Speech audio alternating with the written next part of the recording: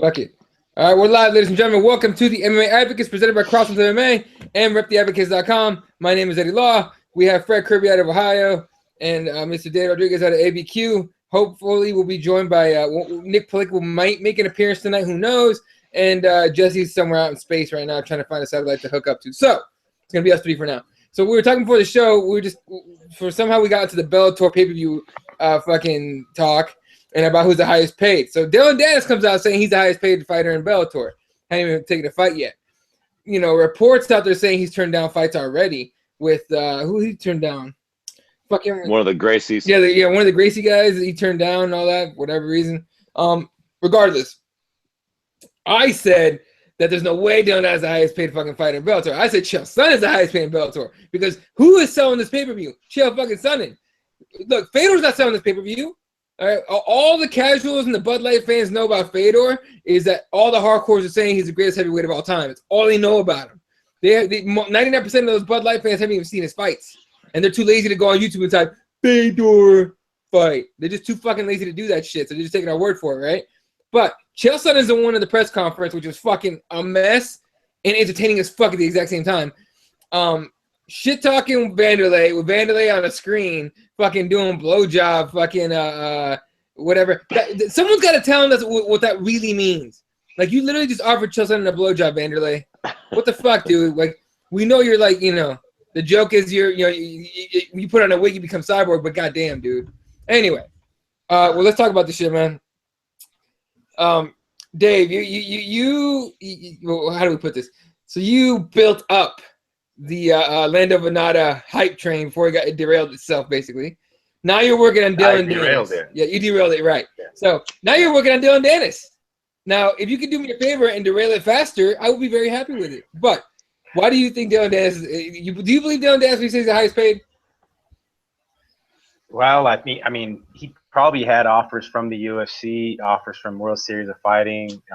He made it clear that it has to be the right fight, the right timing. He wanted the pay-per-view slot. I think the reason why he turned down the fight is because he got a jiu-jitsu competition taking place like 2 months after that, the Worlds, I believe. So he said it has to be a pretty high-profile name, big payday on that pay-per-view card for him to accept that fight. So, yeah, I do think he could possibly be the highest paid right now. I mean, it's kind of weird to say that. Yeah. He's 0-0.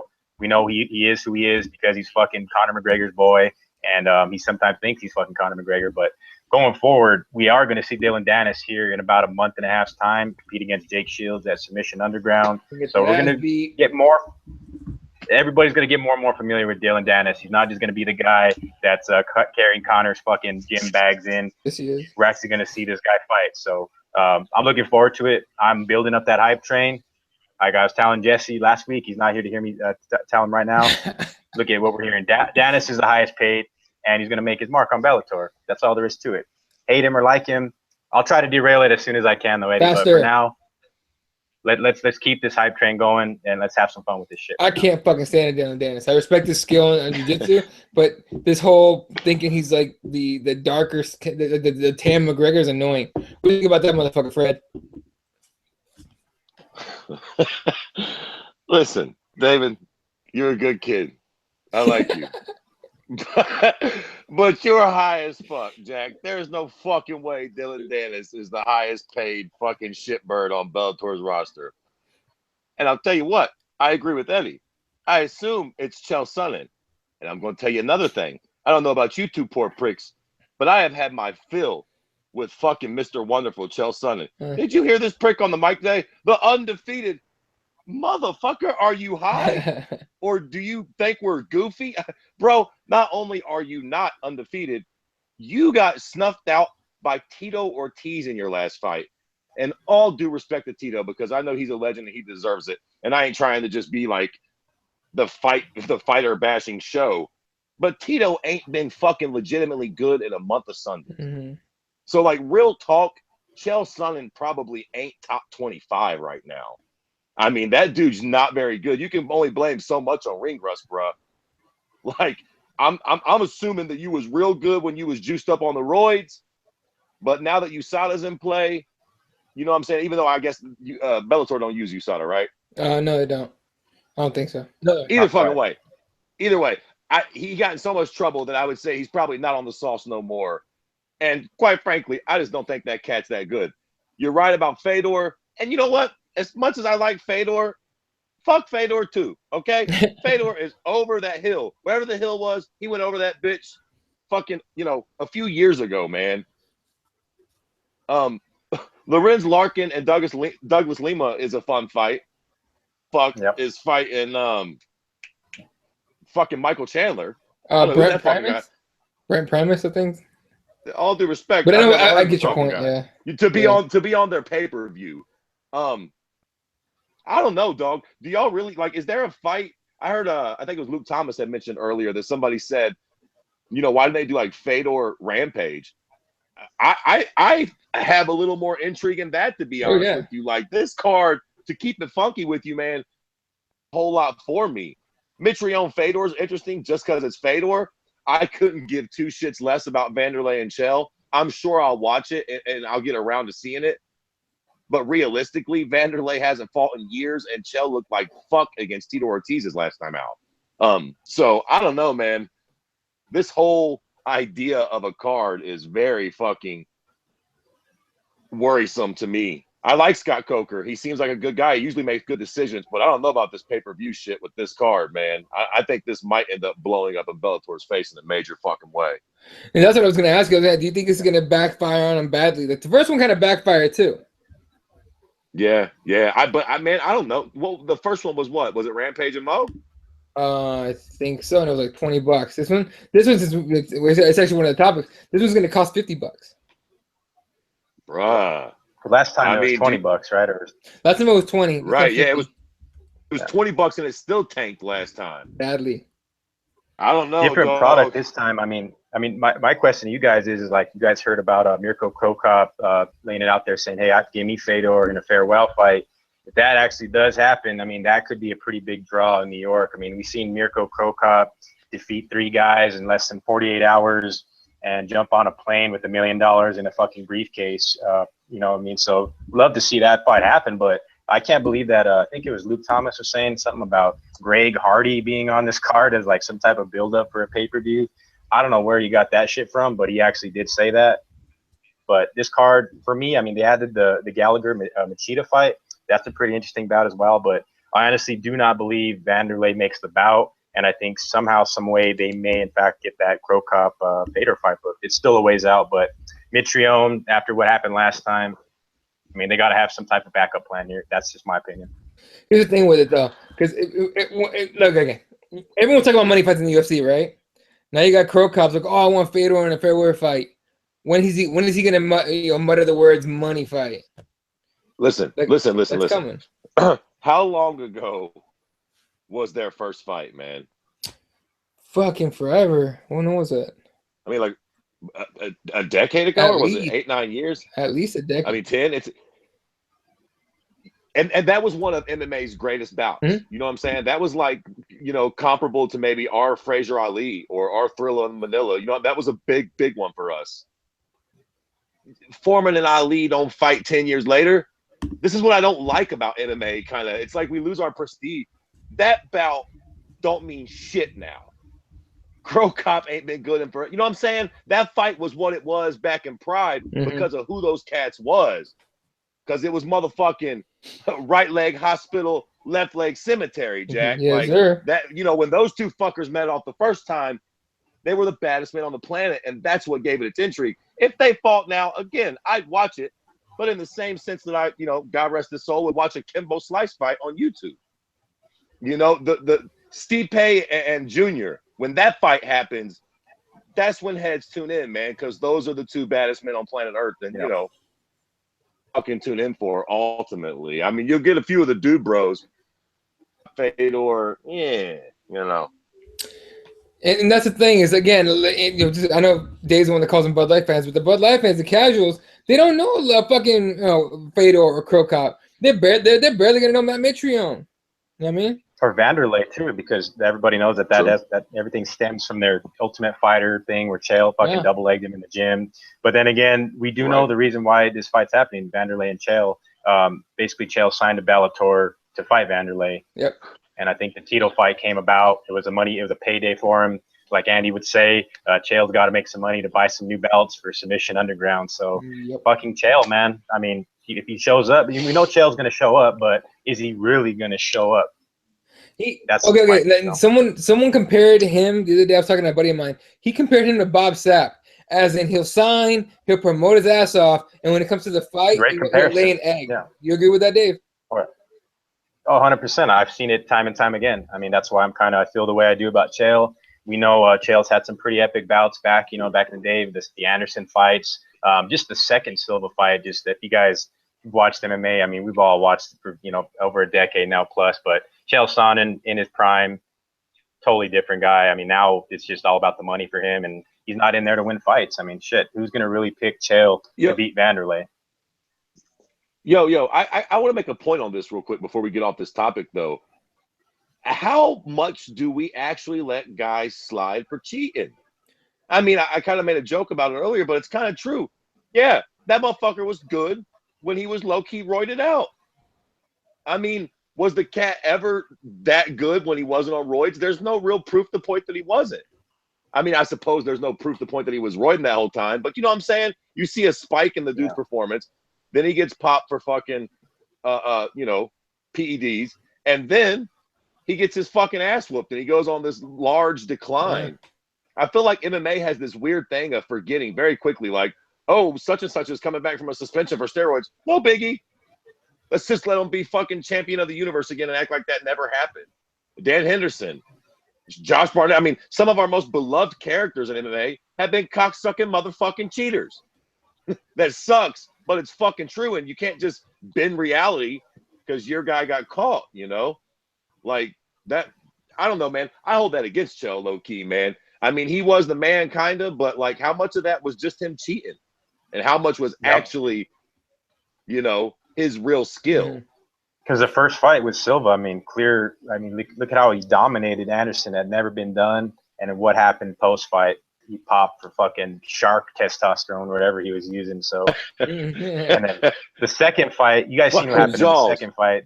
He just got totally smashed. And then when we go even further, when he got to fight the great Johnny Bones, that was my God, did he actually even land a fucking strike in that fight? I mean, Jones mauled him like a fucking grizzly bear, straight up. And like Chael knew it was coming. That was from that moment on. Chael was done from that fucking fight on. You can even consider the second Anderson performance, and that's just my take on that. So do you expect them to just show up to literally just show up to the cage and then put on like a mediocre performance, or do you think he's actually going to train for this one? Like, I personally hope they let both guys juice their asses off, but I don't know if that actually happens. I think his hatred for Vanderlei will actually bring out a better performance in Chael, because I think he actually said it in the press conference, or somebody that interviewed him, that his animosity towards Vanderlei could lead to him whatever. But that's Chael. Chael just says whatever. I mean, Chael fucking the shit he does now, it's all for promotion. I mean, I want to see him perform in there and actually do his thing. But a motivated Vanderlei, if Vanderlei comes in there in shape and wants to stomp him out, hey, Vanderlei, fucking guy hasn't fought since, like Fred was saying, Brian Stan. So clearly a lot of unknowns for him. Chael, based off the Tito performance, who fucking knows? But I got Vanderlei in that fight, but I just think that he doesn't even make the fight. So I think they have to reconsider some alternatives leading up to that actual pay-per-view, because it's a pay-per-view that they want to sell. They're pushing it hard, and they're pushing it through Chael, obviously. Bruh is a front runner. Throughout his whole career, if you pressure or hurt that dude, he folds like a fucking cheap lawn chair. As long as he's on top of you and doing good, he's golden. But if you apply the fucking pressure, look at it. Every time it happens, he fucking folds. I think if Vanderlei hurts him and cuts him, I think, he might not tap, but I think he'll give in. You know what I mean? Yeah. Kind of like he did with Tito. Shit got tough. Rashad, too. Rashad, shit gets tough, he finds a way out. He finds a way out. You know what I'm saying? Like, I mean, I don't know, man. I just think that dude, if he's winning and he gets the takedown against Vanderlei, he'll run with it and he'll look good. If Vanderlei fucking stuffs a takedown and elbows him in his fucking dome piece and he starts bleeding like a slit pig, find a way out. He'll find a way out like that, Jack. Jesse, what do you think about that, man? We were just talking about comparisons of Chael Sonnen now with Bob Sapp, as in he'll talk a good game, say he's ready for this fight, and when he shows up, it's just a flop of a performance. What do you think? You guys can hear me, right? Yep. Yeah. Okay. All right. You know what? I agree with Fred, except for the fact that I think Chael's the guy that Conor McGregor is, but better. I think Conor McGregor has the skills to back up what he says. All right.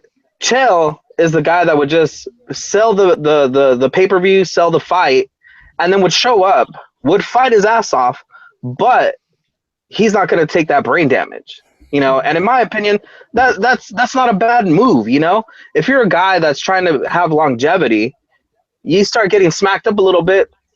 All right, you'll take the submission instead of getting KO'd nasty and you know end up like Gary Goodrich. I don't know if you guys have seen that documentary. I think it's The Hurt Business. Yeah.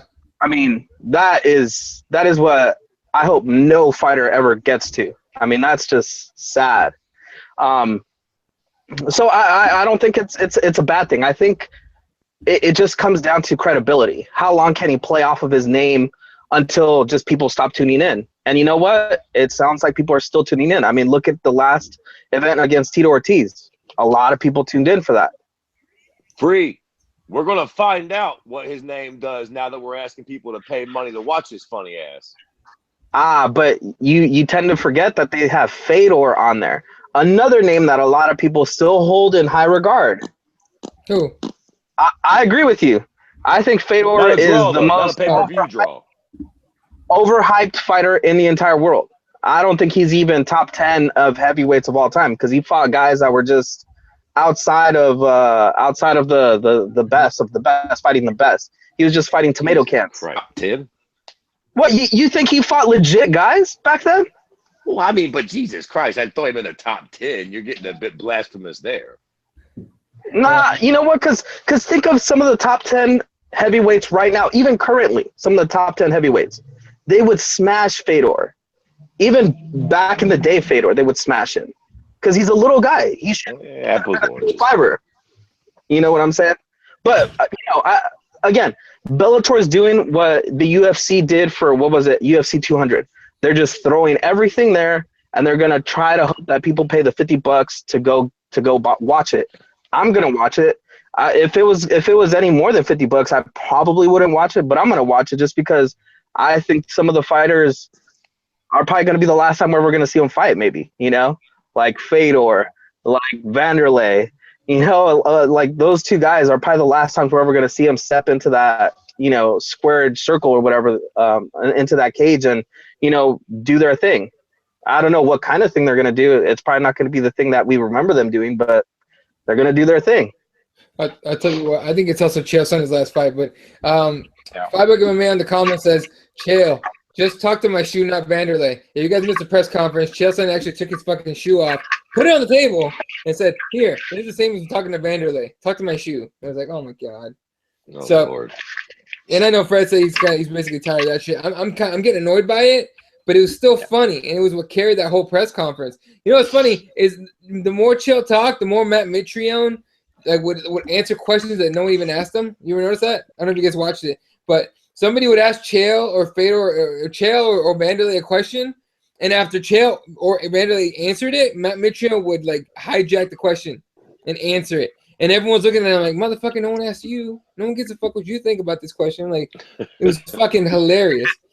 There's one thick-ass chick in the front row that kept asking dumbass questions. They kept putting it on camera for a reason, though. From the angle we were at, she looked all right. So, I'm just saying. Hey, I got a bold prediction for you guys. What do you got? Bellator 200 will be better than UFC 200. I got a bold prediction, too. There won't be a Bellator 200. Now that's a bold prediction. Yeah, I know. They'll probably be around there. What, 180? They got 20 more to go. They're fine. Anyway. Yeah.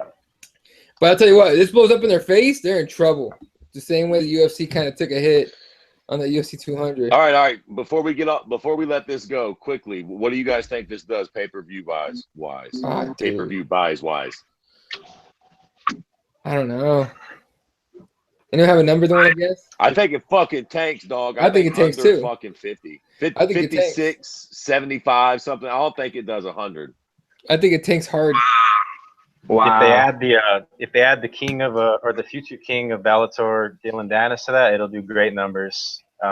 Jesus H Christ! Is Dillon Danis paying you, David? Is he promoting you, or what the fuck's going on here? I feel like This. Dillon Danis might be just out of camera range right here. I think he's chilling over there with a beer and shit.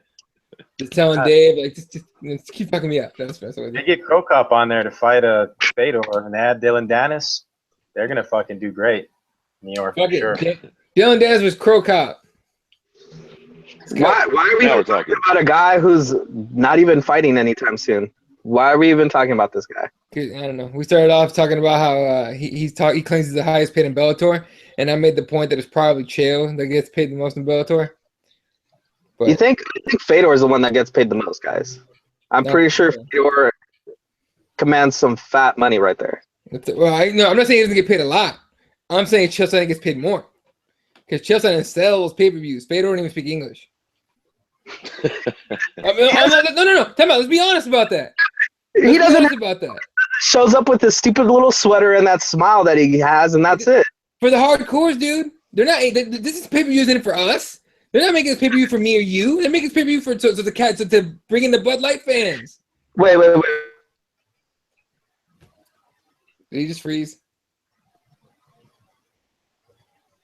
Satellite out of range. Nope.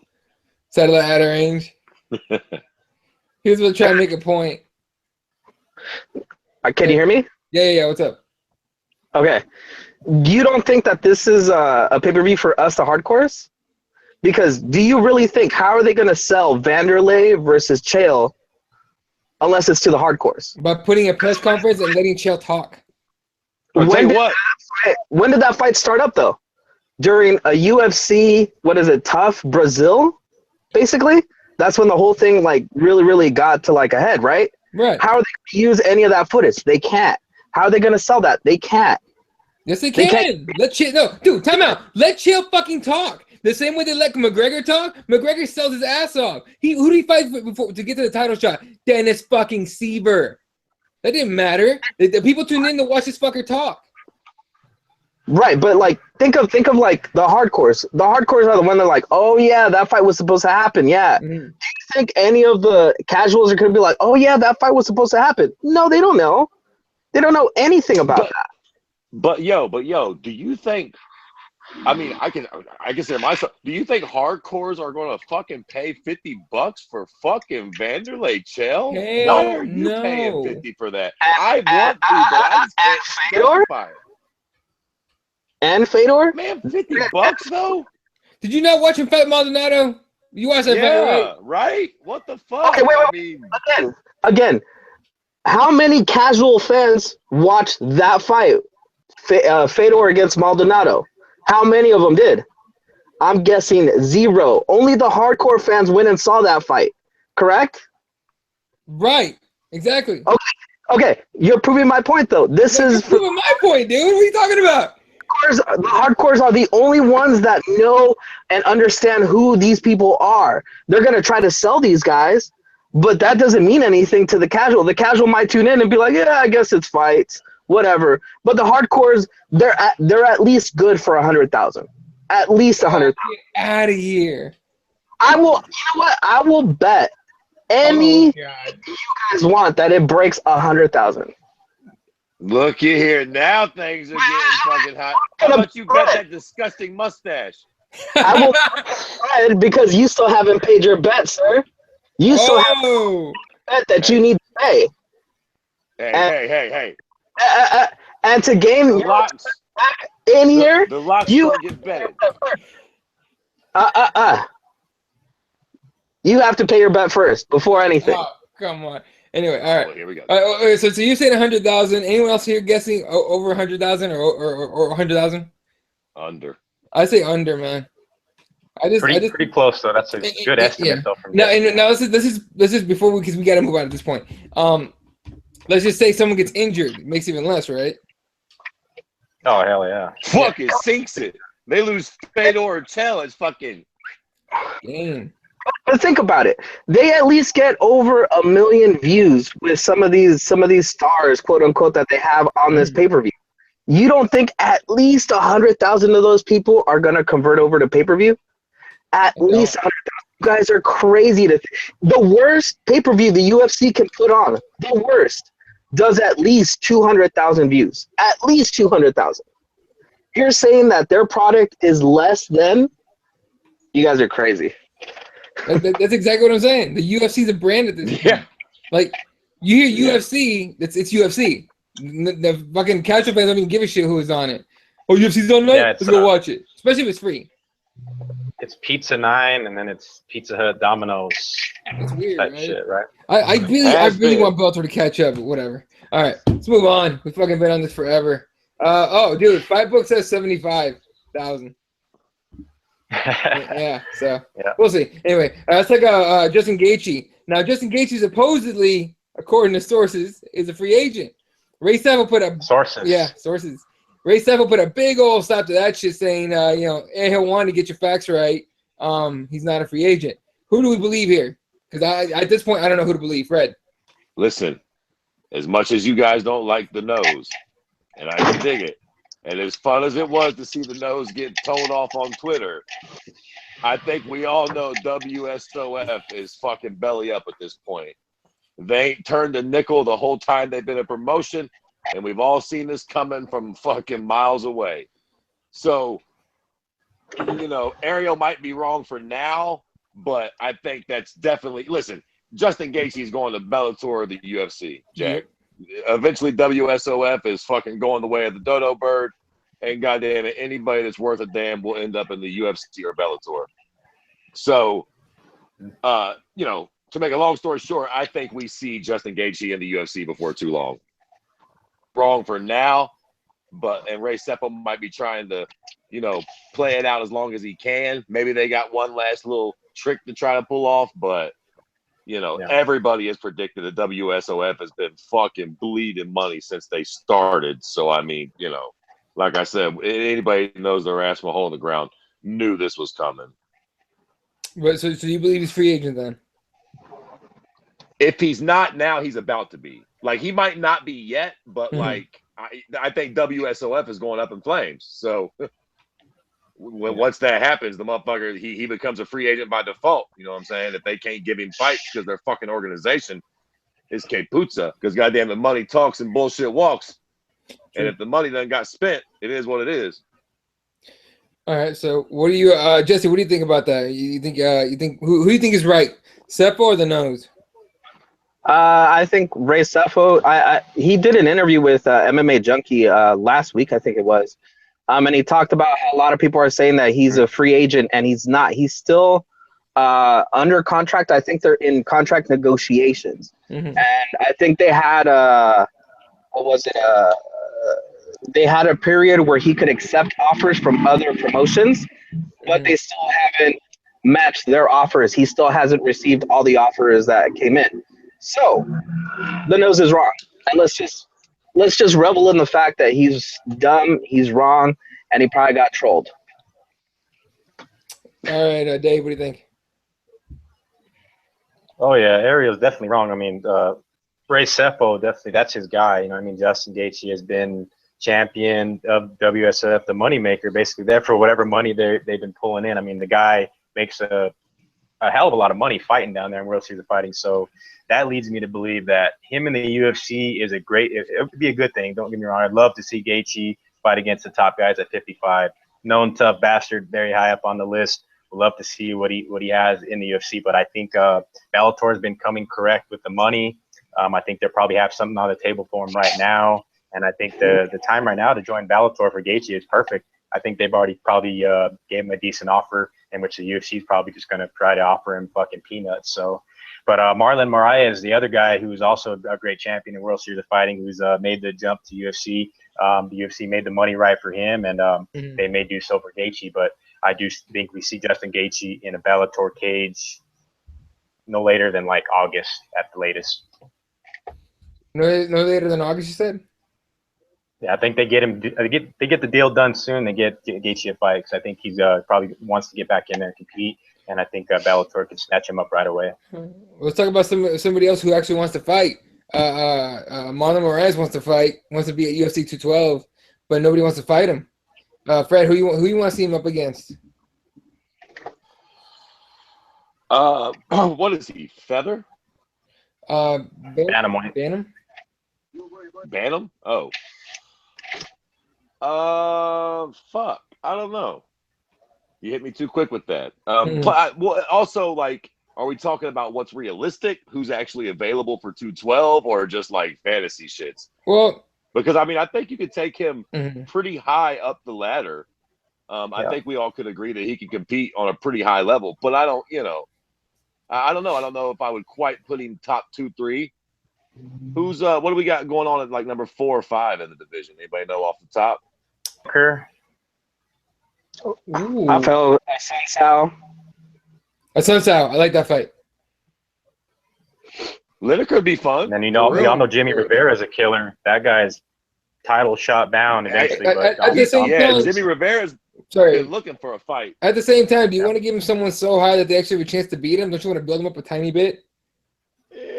Nope. Really? I like Jimmy Rivera, actually. I kind of like that, man. Jimmy Rivera's a beast. He's not quite known yet. What's he got? Just that win over Uriah, right? That he's really talented on. He's on a 19-fight winning streak, though. So, but I know the guy they're going to give him. Right. The guy they're going to give him, you guys know who the fuck this guy is, and we haven't heard of him in quite some time. Kid Lightning, Brian Caraway versus Marlon Moraes. How about that? Dude, Fuck yeah. I don't think that's what I'm talking about, baby. Kid Lightning. I don't think Brian Caraway wants to see Moraes at all. You know what? I think. Go ahead, I think if you want to give him someone that high, I think either between Rivera or Caraway, definitely. But I think more along the lines of maybe like Johnny Eduardo or even a Joe Soto. Either one of those two guys. I mean, they're not that high in the rankings, but they're pretty well known, especially Joe Soto. I think Joe Soto's on a 3-fight win streak now. Three, I believe. Yeah, and I think Jesse, I think Eduardo's got a fight book with Matthew Lopez. Another guy that's ranked number 10 right now would be somewhat of an option. You might have forgot about this guy completely, Thomas Almeida. That would be fun. Thomas won his last fight, right? Like he murdered somebody. Yeah, he beat Albert Morales. I'm surprised. But he knocked him the fuck out, right? Like in the second round. Yeah, TKO. Yeah, Morales has a fun little habit of not moving his goddamn head. I mean, look, that makes sense. You throw him against him, that's gonna be a marquee fight, like a pretty big fight. That's almost like a fight night main event in Brazil somewhere. So I think so. Okay. Because Aljo and John Dodson have fights booked because those are the guys below Caraway, and then when you get to Thomas Almeida, it's somewhat kind of throwing him too low in there because I think Moraes deserves a high caliber opponent, even if it is a debut fight in the UFC. True. Yeah, definitely. All right, moving on. Michael McDonald to Bellator. Bellator keeps bringing in guys. And now, first of all, I don't understand why McDonald got cut from the UFC. Is he like a losing streak or some sort? No. He had contract negotiations that fell through, and then he was complaining about something to do with like the way they were structuring his next deal. And he just kind of bounced. Okay, well, off to Bellator, where it seems like everyone's going and everyone seems pretty happy about it, so it's helping him out. Jesse, what do you do with how do you think was Michael McDonald the best? I think featherweight, right? Or Bantam? Bantamweight. Bantam. He's the best bantamweight in Bellator now? Gosh, can you name me who else is a bantamweight in Bellator? Exactly why I'm asking that. Because I don't know. I mean, that sounds really bad to say, but I mean, yeah, he might actually be their best guy at this point now. A guy that we were all impressed with in the UFC, right? I don't think none of us were unimpressed with him. Right. He just had a string of injuries that kept him out of the UFC for a while there. But now he came back, and I think I really thought he was going to make an impact in the division, but I mean, I guess the UFC thought different, and didn't want to give him his due and kicked him to the curb. But I think Bellator really, it's another in the win column for them, definitely. And I think he'll probably definitely make the right moves and get their way. Isn't Dantas their 135 champion? Correct. Yeah. Okay, never mind then. Nope, he is definitely not going to win that fight. Maybe he'll beat up what's his name, the baddest man on earth or whatever his name is. Hey. Warren. Yeah, Joe Warren. There you Give go. me Warren. That'd be a good first fight for him, just to see where he's at. You know. I'm so tired of Joe Warren. I'm just tired of Joe Warren. Jesus Christ. All right. Yeah. So it's a great signing for Bellator, and people are talking about Bellator's catching up to UFC. Maybe a tiny bit. I think it's more like Bellator separating themselves from everybody under them. So it's like they're like the clear number two, the clear cut number two. Not like they already weren't, but if anything, there's even more space between them and World Series of Fighting and everybody else. So it's kind of I guess where they put themselves. All right, moving on. Chris Weidman believes his comeback story begins in 2 weeks against Gegard Mousasi. I don't know about you guys. I give him this much of a chance against good old Mousasi. Jesse, what do you think? I think ever since we started talking about breaking down fights and stuff, I think I was one of the only guys that said that he was overhyped, and all his wins leading up to Silva were just fluke fights. I mean, he fought just basic guys that were on their way out. Mm-hmm. And Anderson Silva has proven that he has not been the same ever since then. So I just have never been impressed with anything he's ever done. I kind of figured Luke Rockhold would whoop that ass, and he did. And I just don't see him going anywhere. I don't think he's making a run ever. Okay, so I'm just going to name the 4 guys he fought and beat before he beat Anderson Silva. Jesse Bongfeldt. Tom Lawler. Who? Damian Maia at 185, which is, why would you do that, Damian? And Mark Munoz on his way out. Do you remember the Mark Munoz fight where everybody's like, oh my God, his striking is so impressive? It was a lucky elbow, dude. No punches in that fight. Nasty cut, too. Yeah, Mark Munoz was injured, couldn't really train for that fight, and he retired right after that fight. He wanted to retire the fight before, but he didn't. I mean, none of those fights, none of those wins are credible wins, in my opinion. Huh, that makes sense. Fred, what do you think? Well, I think you both are retarded. First off, you are retarded for saying he has zero chance, Mr. Law. What the fuck out of here? You no chance. As usual, per diem, Mr. Jesus, you are being completely fucking absurd. So what? A win against Damian Maia means nothing now, you poor pricks? Damian fucking Maia? Need I remind you fuckers who that is? That don't mean nothing to you? Yeah, but get the fuck out. He's at 85. Oh, my nuts. Fucking Chris took the fight on fucking 6 hours notice. Listen, do I think he's going to win the fight? Probably not. but I think if anything, he's slightly overrated. Maybe slightly. I don't think heavily. I think he's got a lot of talent. I think he's a hell of a grappler, a great wrestler, and he's got some power at 85. Maybe slightly overrated, but I would not be that surprised to see him get the takedown and work Mousasi over. Mousasi can get tired. Mousasi's not the greatest wrestler in the world. You know what I'm saying? Like, I don't think it would be that far outside the realm of possibility for Chris to just get the takedown, keep top control, work him over a little, tire him out, push him against the cage. I don't think we're going to see Chris knock Mousasi out or no shit like that. But he could definitely win, man.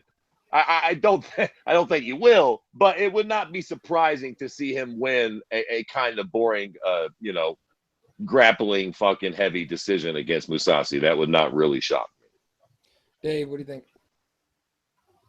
Yeah, I agree to that. Fred said about, Weidman. I mean, he claims he's actually the better striker, the better wrestler, better anywhere the fight goes.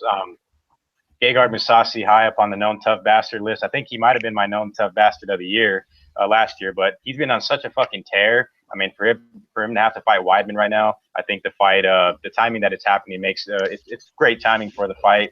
I think Weidman's well prepared. I think he could easily win a boring grappling fight because he was on his way to actually taking Yoel Romero out in New York. got kneed and decapitated and snipered up there. But I think Gegard's going to really push him to the limit here. And I think in this 3-round matchup here, it does favor Gegard, though. But if it was 5, I kind of would sort of lean towards Chris Weidman. But it is sort of a do-or-die type of fight for Weidman, because if he loses the fight, he really falls down that ladder, because you got Jacare, Whitaker, the fucking division is log-jammed at the top.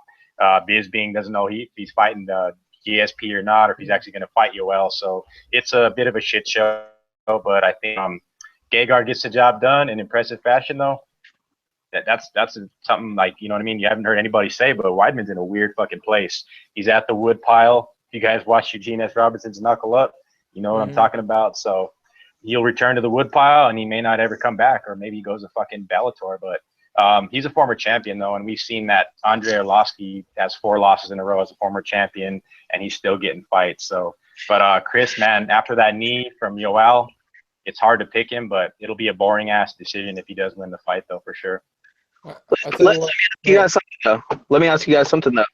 Are we rooting for Chris Weidman to not get this win, or are we just assuming that Mousasi is on a different level than Weidman? Because to me, I'm rooting for Weidman to win because we need more people like him in that division that are that have that skill set and have kind of that grit that he has, you know, because he's a gritty guy. Okay. And he has a really skill set, as Fred said. But I mean, if he leaves, I mean, that's another Bellator guy. Like, no doubt Bellator is going to throw the book at him and try to get him if he's out. I mean, do we really want that? Yeah. I'm all for it, man. I think at the end of the day, Mousasi should win because Mousasi's a better fighter. Listen, the UFC, even though they're fucking getting a bit off the path these days, it's about the best fighting the best. If he loses to Moose, then let him take his funny ass to Bellator. They'll soak up the name recognition because he beat Silva, but anybody in the know will know that, you know, he lost to Yoel, he lost to Rockhold, and he's fucking, you know, maybe a little bit overrated. I'll say this much. I think if he loses, I don't think he leaves the UFC. I think he moves to 205. That's what I think. Yeah, he's a big guy. He does cut a lot of weight. Yeah, he's probably going to be the... Yeah, him and Rockhold are big boys, man.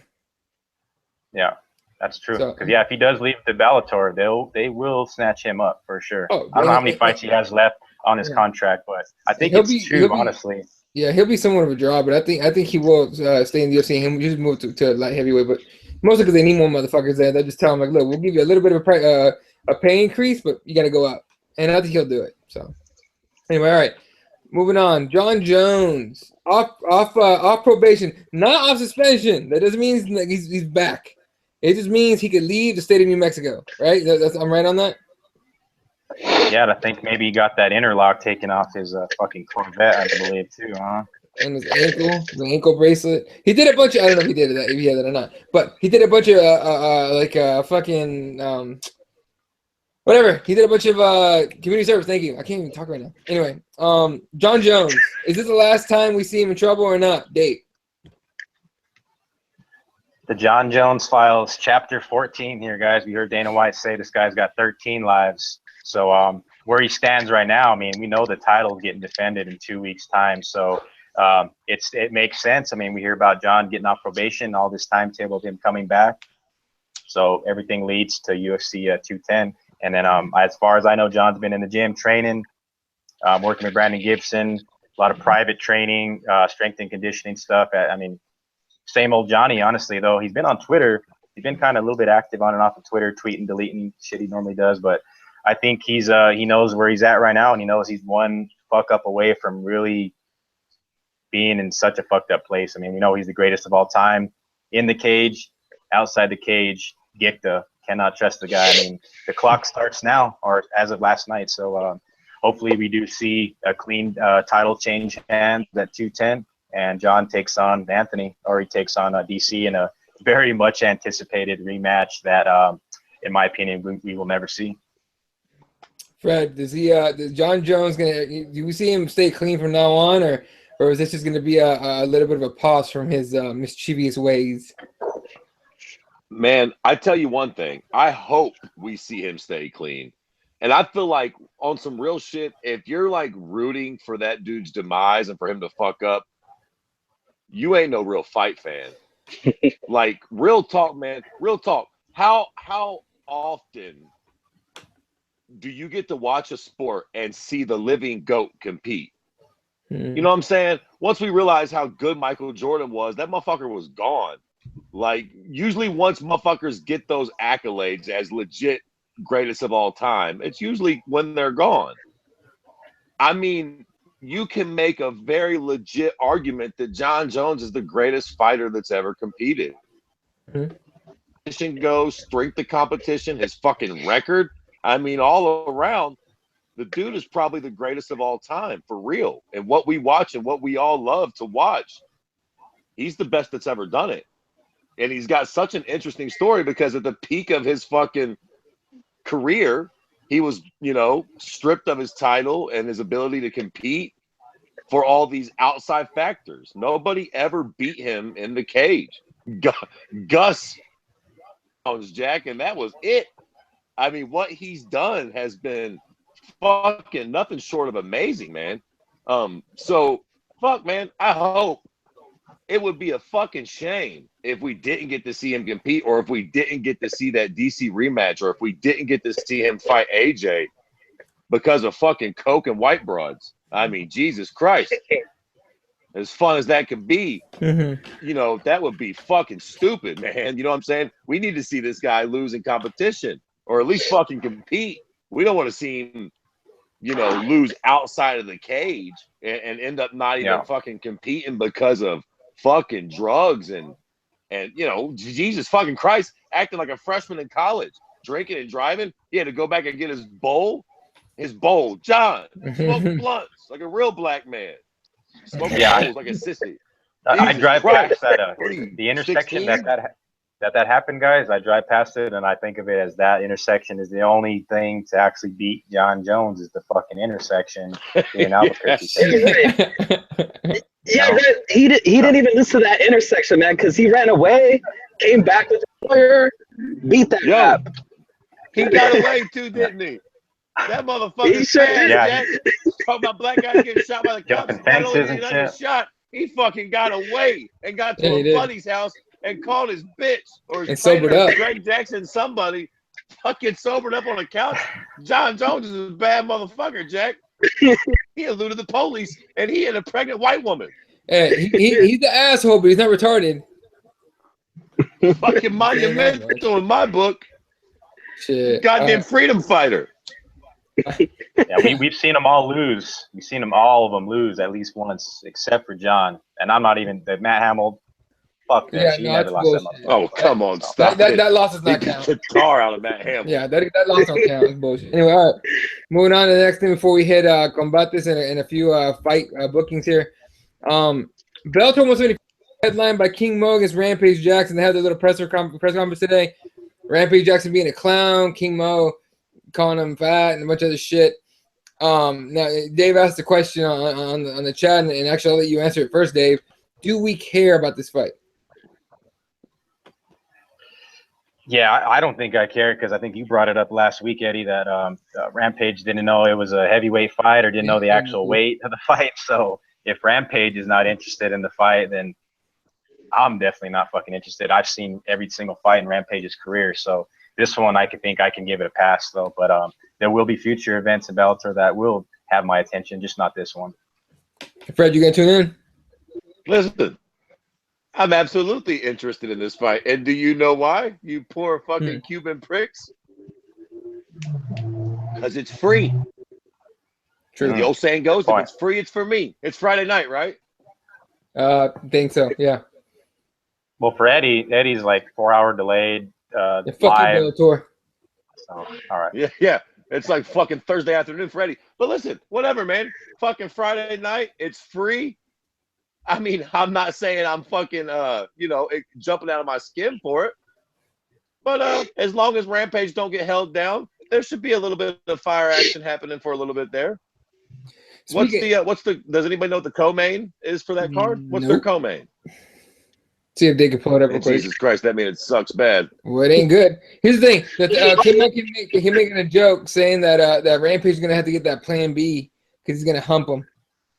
I do know who the co-main is on that. It's Emmanuel Sanchez against what is it? The Brazilian cat, right? Yeah, Marcos Galvo. Yeah. You know what? I take it back. That's a pretty legit fight right there. Yeah, that'll be all right. Yeah, it'll be fun. It's free. Friday night. Fuck it. It'll work. But other than that, I'll catch it on YouTube, you fuckers.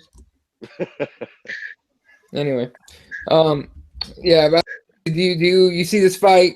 I mean, we all give our answer. Most of us are like, whatever, it's free. I'm like, I don't give a shit. What do you think? Oh, you're asking me? Yeah, dude. Do you want to watch? Do you care about this fight? It's on my DVR, so it'll get recorded at like midnight or 2 o'clock or whatever time it comes on Spike TV for me. But yeah, I'll watch it. I mean, you know, it's Rampage. Again, I'm just a hardcore fan that enjoys, you know, those legend guys, and Rampage is one of those guys. He's always exciting. His entrance is always cool. He just brings that personality to the sport that we're gonna sorely miss when he's gone. So. Yeah, I'm gonna watch it. All right. What percentage chance King Mo gets knocked the fuck out? Oh shit. 37. Was that Jeez. I gave it a 2%. You think it's gonna be takedown city and just gonna hump him the whole fight? I mean, if King Mo is smart and he doesn't want to get laid out like against who was it that laid him out at Croco. Yeah, if he learned his lesson, he's gonna go straight for the takedown. I'll tell you what, he's gonna run away and pressure till Rampage gasses out. Then he's gonna step back and just jab him for like the whole rest of the fight. Just so he can claim he didn't hump him the whole time. All right. And it looks like as far as the topics go, that's it. Let's talk about Combates going down, I believe, tomorrow. Am I right on that? Yep. Correct. All right, Combate Mexico's 12, headlined by bantamweights. Let me make sure I got the list on here. By the way, it's not going to be on Fight Pass, according to people. It's actually going to be only on Azteca TV. So I guess maybe they'll put it on Fight Pass later on that day or something. It won't be live for us anyway. So we got Marcelo Rojo at 10-4 out of Argentina against Ivan Hernandez Flores, who's 8-1 out of Monterrey, Mexico. In the co-main, we got featherweights Walter Zamora against Alex Gallito Flores. And after that, we get a lightweight bout, Marco Antonio Elpidio against Eric Gonzalez. Looking at the card, it's a lot. People are going to look at this and be like, oh, it's a lot of no names. I heard of Jose Aguayo. He comes out of Stockton. Of course, I know who the fuck that is. Actually, I believe he's actually sponsored by our boys represent. And taking on Gilbert Santos, actually. But look, I always enjoy watching these fights. These guys always get, they get wild, man. They go all heart, all blood and everything. So Jesse, you've seen a lot of these cards already. You've actually been to, I think, a couple live ones. What do you think about this card? Yeah, it should be a real interesting card. I mean, you've got a lot more of the Mexican presence there. So, like I said, the reason I'm not going down there is because it is in Mexico. So, and I have a policy against going to Mexico. Pussy. Because I kind of like to be alive. And you blend in just like I do, okay? Neither one of us is getting shot down there. We're not going to be out till 3 in the morning. What the fuck? But I'll tell you what, look, listen, if you guys want to check out this card, there's a few of these shining people. Of course, I'm sure a lot of people will tune in for Eric Gonzalez, I think, Ghost Pepper. I mean, Hell yeah. Hell of a time to freeze up, man. Making a good point and satellite out. The Ghost Pepper. I was on that, baby. Ghost Pepper got him, man. You ever had a Ghost Pepper? Oh, there we go. Oh, there we go. We lost you for a minute. Sorry. Go ahead. Yeah, sorry. Ramon Lopez against Marcos Bonilla. Guys that are kind of low on the card here, but two guys that are going to really bring a good fight. You guys should check that one out. Learn some Spanish, Fred, and go check it out on Azteca TV or put it on mute. Whatever, man. Just go check out the card. How you know I already don't know Spanish? Because we know. Yeah. I'll tell you what, look, fighting's universal. You don't need to speak any language for that shit. But for all you assholes that are like, just bleed, stop hugging. This is the kind of shit you want to watch. You want to watch dudes like throw down hard. fucking Pride Online and shit. That's what you watch, fool. You wanna watch Mexicans with no grappling talent banging the shit out of each other. Goddamn right. Which You're I'm all fucking for. for real though. I mean, Hey, right? It's true. Just think about this. I think the last event, Campbell was giving out $1,000 bonus to anybody that finished their fight with a knockout. No So, shit. I mean, he likes to give them incentive to cash on after the fight. So he gives them incentive to go for the finish. So this is definitely those types of fights that you want to check out if you're one of those stand and bang guys. In worst case, tune in to see Okay, Andrea Calle because she fine as hell. Oh yeah, Okay, yeah. quicker. Not centered. Oh, dude, she's going. Oh, she's going. If she don't come back, She's there? if she don't come back, we know who has her. Chapo has her for sure. I don't think she's there. Huh? I don't think so either. I think She yeah, I got think freaked she, out, Yo, dude. yo. Hold on, wait, real quick, Fred. No, no, Fred. listen, I was gonna say, but before we get off of this topic, since you fucking three pricks happen to be of Latin descent, and we're talking about it's a Latino MMA organization, right? Predominantly. But you pricks say that name, I figured it. Combates, like combat, but plural with Mexican vibe. I like that. Combates. Do you think? What do you guys think about the rise of mixed martial arts in Mexico? Do you think that it's going to eventually blow up, like with the, with something like Combates coming on the scene? Do you think this is giving the outlet for a lot of cats to start training MMA and maybe like shifting away from the traditional boxing influences of Mexico? Right, and that's the key right there. Boxing. Now, why? Let's just a little example here. Why is boxing not that big in the U.S. anymore? Because you don't have a Mike Tyson, you don't have a Muhammad Ali, you don't have anybody. Who are the big names in boxing besides Floyd? And he has to come out of fucking retirement for this shit. You know what I mean? Right, you got right. They're all European. Canelo Alvarez, right? Canelo Alvarez, Triple G, Chocolatito, who just lost. Overall, there's no Mike Tyson's in boxing for Americans to back up. There's not a lot of Mexican boxers right now that are huge either, other than Canelo. You know what I mean? And Canelo, Chocolatito, is he Mexican or does anyone know? Because I can't remember. That Triple G fight, just to let you guys know, that fucking they did horrific pay-per-view number, just to let you guys know as well. Yeah, and he lost that fight. And he lost that fight. But I don't give a shit what anyone says. That dude got gifted that win, and Chocolatito got screwed. Anyway. But regardless, my point is this: there's not a whole lot of like big time Mexican boxers anymore. There's only a couple. You know what I mean? So why wouldn't you, if you're Combates, jump into that market and be like, hey, we got dudes in here that would love to knock each other out. They go for the kill every time. Come check us out, right? And then you have Yair Rodriguez, right? Eric Perez in the UFC. Yair Rodriguez in the UFC. Cain Velasquez with his barely Spanish speaking ass, still a huge name in Mexico in MMA. You know what I mean? For sure. Who else is there? Kelvin Gastelum. Come on, Gastelum, my ass. Regardless, Kelvin Gastelum, right? You're starting to get all these Latino fighters.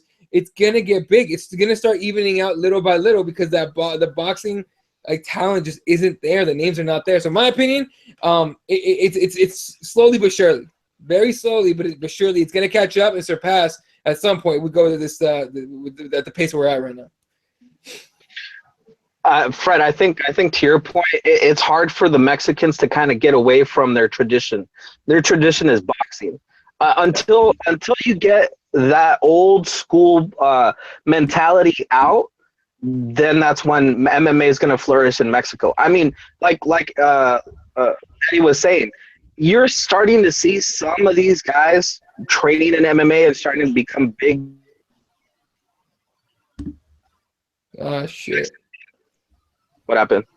Oh, you're back. You're back. Go ahead. You hear us? Jesse? Hello? You there? Damn this Wi-Fi. Yeah, I'm right here. I feel like it's a flat Earth, dude. The flat Earth is fucking with your signal. The satellite's not going anymore. Flat. Go ahead, Jesse. Sorry. No. Like what Eddie was saying. Once you start getting more notoriety from these straight Mexican fighters like Irene Aldana and what's the name? What's the girl that you always like, Eddie? Alexa Grasso? How do you forget that name? Alexa Grasso. I'm sorry, I forget. Jeez. It's okay, but what the fuck? Just kidding.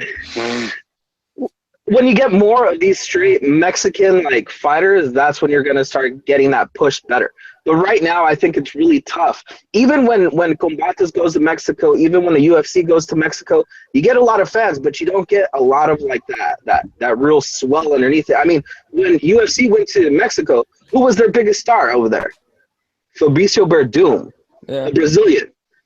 I mean, that's sad. Like when your Mexican guy goes to Mexico and he gets booed, I mean, that's terrible, man. I mean, you just need more of these pure Mexicans to really embrace this sport. Hey. And that's why we were saying, what? That was What? then, Pure Jack. Mexicans? That was then, Jack. I bet you if you take Yair to motherfucking Mexico now, he That'd be goddamn it huge. comes out wearing a sombrero and motherfucking playing that Mexican music. I bet you the goddamn place erupt, Jack. Wait, Yeah, but think about yeah, it. well, How do we not already have a star from Mexico with Henry Cejudo, who would come out dressed like a Aztec warrior in gold? Yeah. Because of his hair. Well, what's wrong with his hair? Stop it. He has the worst hair on TV ever. What the fuck? And he's not really Mexican. He's like one of those fake Mexicans. You know what I'm saying? He like looks brown and shit, but you can't really tell what he is. He could be Puerto Rican or Cuban, any sort of nationalities. He's got no real Yair. Yair is a real man. You can't even say his first name without it sounding Spanish. Yair is a real Mexican. All right, how about our other claim to fame Mexican of Brian Ortega? killer. He's another one of those fake ones. What kind of Mexican's named Brian? Hey, didn't somebody thought Chad Mendes was Mexican, right? And he was like, I'm not. Oh, I'm yeah. not Mexican. I'm That's Puerto right. Rican or something like that. Of course he is. His cheating ass. He's another one. Hey, is that guy back yet, or is he like off suspension yet? Or how long was he out for? 2 years. Oh, fuck that. He's done. Not done, but it's gonna be a minute. All right. He's hunting and shit. That's what he's doing. He should be. Of course he is. Fucking, he's gonna need to fucking have that freezer full of food and horse meat and shit. He has a company that takes you hunting and stuff, and they'll like help you like bag a deer or whatever the hell you want to bag. So No that's his shit. thing. Yeah. Yeah, celebrities and shit too. You like take celebrities on hunts. I'm pretty sure that's what it is, right, Jesse? Yeah. Like you get to pick, like you can hunt with like certain people that are on his website and stuff. You pay like a pretty penny. I guess you get to hunt with certain people. I don't know who's on that list. I just know Chad Mendes is one of them. Bet you Joe Rogan's on there. Maybe not. Yeah. Anyway, I doubt he is. That guy, he can go fuck. Joe Rogan has fuck you money. He has to do shit. Chad Mendes don't have fuck you money. All right, Dave. Let's do fight bookings, man. All right, we touched on a couple of them earlier, but let's start off with that Bellator card, like we mentioned, Chinzo Machida against Gallagher, basically the Conor McGregor possibly of Bellator. They added that to that card, but need not forget though, Chinzo Machida is 40 years old, so this Gallagher kid, the young stud coming in, it's a name. Isn't there a 20-year gap here? Yeah, it's pretty damn close because they have high hopes for this Gallagher kid. They knew they wanted to add him to this card because of New York City, the Conor affiliation, the SBG affiliation as well. Boo. New York City, man. So that's why it makes good sense and it actually boosts the card. I really, really like that fight. I'm gonna boo that fight. I'm gonna boo that fight hard. I'm just kidding. Well, what's next? We did hear about Holly Holm turning down the fight in Singapore, but they did add some fights to that card. They did add, yes, he's still alive, Andrei Arlovsky, and he will be fighting Marcin Tybura as the main event. He ain't alive for much longer. That dude's gonna get fucked up. What the hell? What is he thinking accepting that fight? That's like Tabor's a bad motherfucker. He's on a yeah, so it's it's really strange. That's why I said earlier, guys, about the Weidman thing. Like Andrei Arlovsky, 4 straight losses, and then he goes overseas and another main event. He just keeps main eventing for the UFC against Tybura. So you guys, my question to you guys is this like, this is it for Arlovsky, win or lose, or what do you guys gauge on like this fight booking in particular, overseas, it being in Asia as well too? Hell no. Yeah, that's what I was gonna say. Go ahead, Jesse. Sorry. No, just that. Hell no. He gets cut by the UFC. You know for a fact that other companies are up. So. Yep, Bellator snag his ass up. Or Ryzen would be even better. They'll let him roid up. As much as we don't want to see it, because the guy's taking punishment, man. I think he's like 36 years old, but he's really like 77 in fight years. You know what I mean? So especially with all that pink on his record on Wikipedia. So it's really, I don't know what to say about Andrei Arlovsky. He fucking trains down the street over here. runs in my fucking mountains over here in Albuquerque, but hasn't done him any good, and he's gotten his ass knocked out way too many times. So, actually, adding to that card too as well, they did put some other Asian fighters on the card. They got Yuta Sasaki up against Justin Scoggins. Both those guys, I believe, are coming off wins. They added a heavyweight bout, another heavyweight bout on the card. Cyril Asker against Walt Harris. I think Walt Harris was impressive down in Phoenix, Eddie, at the card that you attended there. He hit that dude so hard. I was in like I was like mid-level, right? I was in the perfect spot to see that fight. And he hit that dude so hard, and I heard and felt the pop where I was sitting. I'm surprised the dude didn't die. Go ahead. And also, Takanori Gomi, say it ain't so. He's on this card. He's fighting John Tuck. So John Tuck is ranked 116th in the world at 55. That's still a good fight, though. Yeah. Whoa. Yeah. Tuck's a tough fucker. Fireball kid. Holy shit, he's alive. Damn. All right. What else we still got? signed to the UFC. I'll be a son of a bitch. Yeah. And then also a pretty big time fucking fight booking, adding it to UFC 212. Carolina Kowalkiewicz against Claudia Gadelha. It's now slated as the co-main event. It's going to be above Anderson Silva and Calvin Gastelum. Do you guys agree that it's deserving of that co-main event slot? I would say so, because those two girls are like title contenders. Yep. So. Fuck yeah. And they're going to bang it out. It's going to be an exciting fight. So fuck yeah. Fred's like, bang it out. I hope you really do bang it out. They're actually not bad looking broads overall. So I'm just saying. True that. No, very true that. And then Claudia been training down here at Jackson's. She's been running up in the Sandia Mountains right here up the way from the house. So Claudia been posting her booty pics, man. You better start jogging, Dave. Say what's up. Yeah, no, Dave. You always talking about all these goddamn mountains. Start jogging.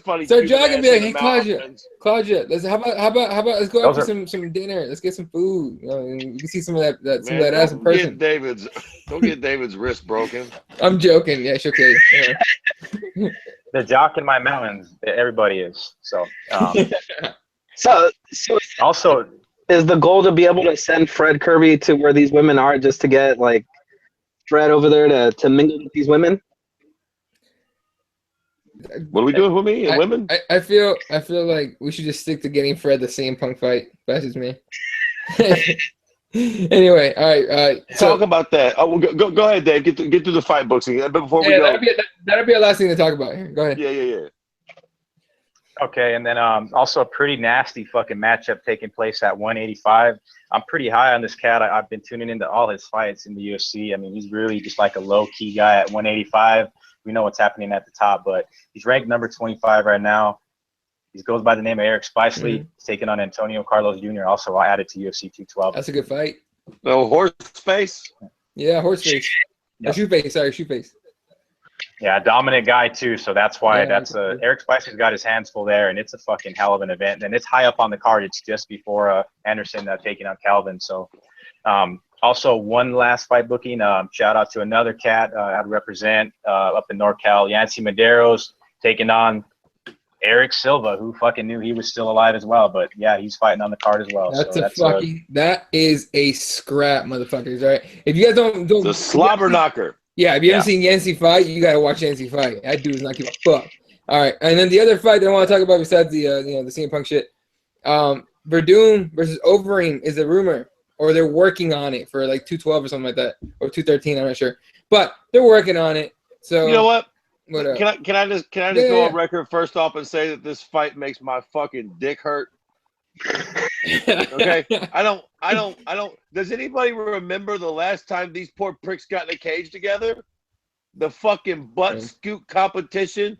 Fucking overroid, reamed out of his fucking mind, sitting there shoving his hands in the air, and Fabricio scooting around his ass on the floor like a fucking dog that just shit on your carpet. It was fucking blasphemous, that last fight. I hope they put on a better performance than that last shit. Yeah, agreed. Fuck yeah. And then it also actually just keeps continuing to prove my point that the UFC already has plans for Ngannou to fight the winner of Stipe. Yeah, I agree. Coming in. I mean, it just has to happen. And then Kane, who fucking knows if Kane actually will fight again? We don't fucking know. Like, there is that possibility that he doesn't come back. Try to start it with the extreme notions and shit. I'll tell you what. Who knows if we ever see Kane again? He might have got by Bigfoot. I'll tell you Who what. knows? Ngannou's going to fight for the title, and I think Kane's going to get the winner of that fight coming out, hopefully healthy and shit. We'll see. The way that the heavyweight picture's working, who knows? All right, Fred. Let's talk about CM Punk here. Okay, wait a minute. Look, okay, so first off, I gotta say, man, I know we've addressed this a couple times, and I know y'all just keep telling me that it's real, but I almost just couldn't take it. I couldn't believe it. And I was listening to y'all's boy today, Mr. Luke Thomas, the condescending prick that he is. I enjoy Mr. Luke. So I was fucking with Luke this afternoon, and he got asked a question about fucking Vitor calling out CM Punk. And seeing as how he's as much of an insider as you can call an insider, he ran with it, and he acknowledged it to be truth.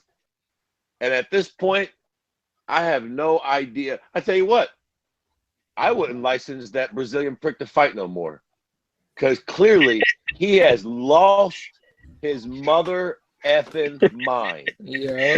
I mean, I didn't think he had it in him to actually ask for such a thing. That is just about the sickest thing that I have ever heard of.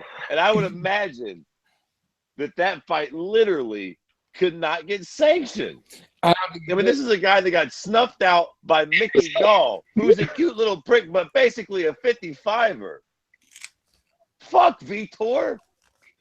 How fucking far have ye fallen from grace to where we call out fucking CM Punk? Look, the only reason I get it is for a payday. That's it. He ain't got a belt. I know. But cut no cake. Hey, Vitor don't know that. Vitor wants to make his own belt, call it the Legends Division belt. Vitor is fuck. I'm telling you, he's crazy. Yeah. I wouldn't sanction him to fight no more. That's what I mean. It's not a payday. He don't get a piece of fucking pay-per-view. He don't own the UFC. He don't got no belt. He ain't got no TV rights. He don't get distribution. He ain't getting a piece of shit. Nope. Fuck. Yeah. If he fights anybody, the ideal matchup, I guess you could say, ideal would be Rashad Evans. Why the fuck not? I'd be okay with that fight. Something like that. Hell, rustle up Tank Abbott. But CM Punk? Are you fucking crazy, Vitor? We ain't lobbing you that much of a softball, motherfucker. Jesus Christ. Right then, how about I'm lobbying for CM Punk. I'm fucking drinking a beer and smoking a blunt. I want CM Punk, not you, my dude. What the fuck is going on? Jesse, you saying something? No, I was saying if Vitor wants to fight like a Legends fight, then he might as well just get what's his name that just asked that he might return. God, I just said his name. Yeah, there you go, Matt Hughes. This Alzheimer's is starting to kick in. Damn it. Or Dan Bilzerian versus Vitor. Fuck it. No. Dan Bilzerian versus CM Punk. Because I think CM Punk whoops him because I can't stand Dan Bilzerian. Either way, let's start making some goddamn sense. What the fuck? Let me clear that up. Not that I dislike Dan Bilzerian. It annoys me that people talk about him like he's like legit, like he could legitimately fight. It annoys me as much as they said when CM Punk was coming. They're like, oh, CM Punk can win. No, he can't. Just like Dan Bilzerian. Y'all know that. Play cards, right? Huh? Didn't he like play cards and get rich? He's the fucking dude with the fucking like black beard that did the Joe Rogan podcast. I don't know what he does. Yeah. He's a poker player. He got rich, and then basically his Instagram is him with a bunch of white women, just showing off ass and guns and money. I wonder what this is. I'll take that fucking fight too. Not like more than the fucking whippy yuppie that's got a lot more shit than I got. I'm so fucking frustrated. I'll beat the fuck out of that prick. I love the honesty on this one. I love that. All right, fellas. Anything else you got to talk about before we go? Who do we see in the cage first, Jon Jones or Nick Diaz? Nick Diaz. Jon Jones. Jon Jones, man. Yeah, he's back, baby. What the fuck? Hadn't y'all heard? No, he's still suspended. No, time out. He's still suspended. Yeah. He's off probation. Oh, I'll tell you, true. Yeah. I could almost guarantee they have already booked his flight to when that fight is going to be with DC, and he's going to be cage side just smiling the whole time. Watch. Oh, for sure. He'll be there. Direct orders from Ari Emanuel right there. Man, yeah, for sure. You know, Ari probably even sent his private jet over there with the security team to make sure that Jon Jones don't mess up. It's because Ari Emanuel has his house mortgaged on that shit. All right, he owes $4 billion. He don't pay that shit up. He's fucked. And I say that because Jon Jones said that he no longer is going to deal with Dana White, that he's dealing directly with Ari. So that's why I think that'd be the money-making option right there, is get Johnny Cage's side, He's clean changing him. He's dealing directly with Ari. Yeah, That's what he said. I feel like that's a bad move. But that's just me. Okay. Yeah. All right. It's going to get interesting. All right. Anything else before we go? We're good. All right. Nope. You can follow Jesse at Spa1 1983. You can follow Dave at Days MMA Brief. Of course, Kirby's at Kirby_MMA, and I'm at Elaw31. The page is at Crossing MMA, and of course at the MMA Advocates. Shout out to Fightbook MMA for always having our back and tuning in and everything. Of course, Jeremiah was on here today. Mike Jarves, everyone that fucks with us, appreciate it. Make sure you go to reptheadvocates.com, get yourself some sick represent gear. They just got new duffel bags out. They are sick as fuck. The backpacks, I believe, have sold out. But just keep nagging them, all right? They'll make some sooner or later, probably sooner. All right, and so make sure you hit Rep the Advocate, or go to reptheadvocates.com. Of course, all the shows are at crossingmma.com. So for all of us here, I appreciate you guys tuning in. We'll catch you guys next time, and good night, Wilshire.